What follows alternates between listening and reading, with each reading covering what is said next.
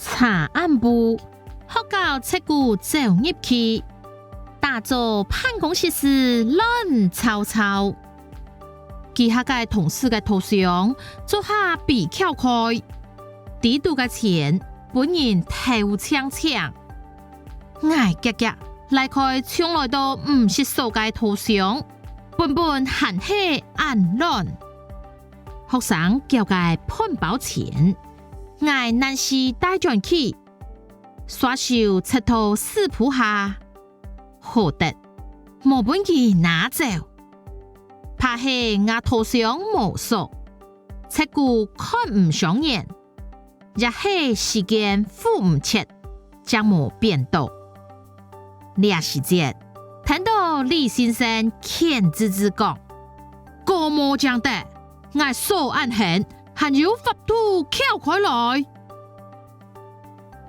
从细带头种下，太门都唔识数过。也唔是本册句投稿，阿爸仲系认为屋卡冇乜嘅重要嘅东西。我再讲，总头要钱，隔壁要钱，专讲册句爱来，也当佢唔吃。虽然讲防丸子唔防小人，街道铁条、铁窗、铁门。太數電到殺同自家數起來，檢查發生意外，該是死無命了。請問，冊句做嘛會對作者嘅頭像看唔上眼？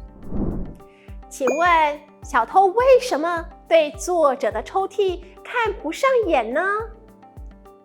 做下能了解大概先後嘅意思了後，是識得選出兩題嘅正確答案係第三解，頭像無數。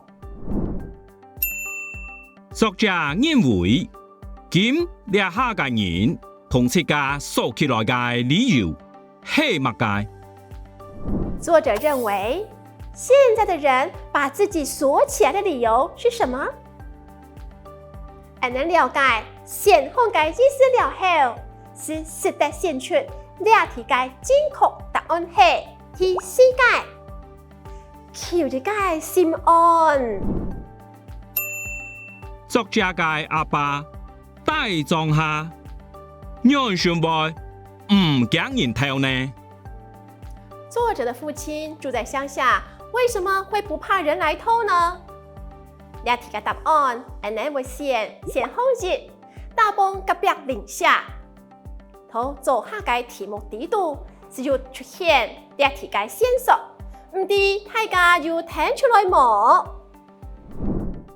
同大家小解撇兩聽力情驗解，單嘅理解、對話理解同片中理解了後，大家對聽力情驗是有一個完整嘅概念咧。唔知大家有發現冇？這三種題型可以拿到高分嘅方法，其實都接近嘅哦。